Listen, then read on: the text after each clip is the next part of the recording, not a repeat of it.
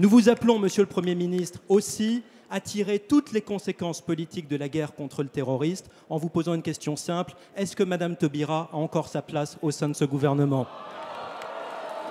S'il vous plaît, la parole est à Monsieur le Premier ministre Manuel Valls. S'il vous plaît.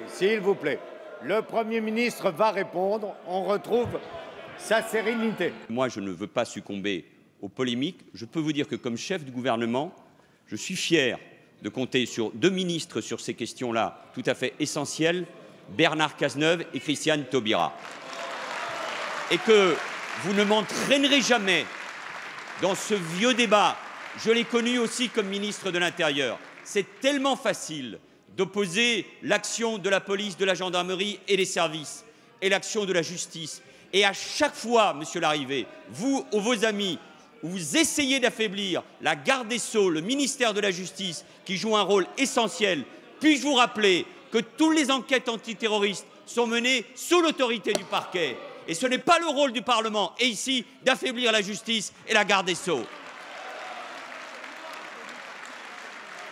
Je me dois de vous rappeler, Monsieur Larrivé, que la réforme dite pénale est entrée en vigueur le 1er octobre dernier et le 1er janvier dernier selon les dispositions. Il n'y a aucun lien. Et ne cherchez aucun lien, parce que c'est mentir aux Français. Ce n'est pas leur dire la vérité entre la situation que nous avons connue et la loi pénale. C'est un mensonge à des fins uniquement politiques. Et plus sur ce sujet-là, vous tirez la corde, plus vous allez connaître les déconvenus que vous avez connus il y a une semaine dans le Doubs.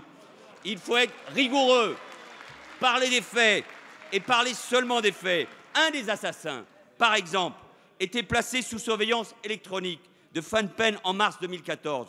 Je ne peux que vous rappeler qu'à cette date, la réforme pénale n'était même pas discutée au Parlement, qu'à l'époque, et je ne vous le reproche pas, ce sont les lois que vous avez votées et la loi pénitentiaire de 2009, en l'espèce, qui étaient en application. Alors quand on veut critiquer, on regarde jusqu'au bout et on assume aussi, Monsieur Larrivé, ses propres responsabilités. Le gouvernement veut faire toute la lumière sur ce qui s'est passé, tirer toutes les leçons, et dans quelques semaines, le Parlement va être saisi d'un texte de loi sur le renseignement. Et ça sera l'occasion d'avancer sur tous ces sujets ensemble. Et de grâce, face encore une fois à l'attente des Français, le rôle du gouvernement, le rôle de la majorité, mais j'ose vous le dire aussi, le rôle de l'opposition, c'est d'être à la hauteur des responsabilités et de ne pas polémiquer sur ce qui n'intéresse personne.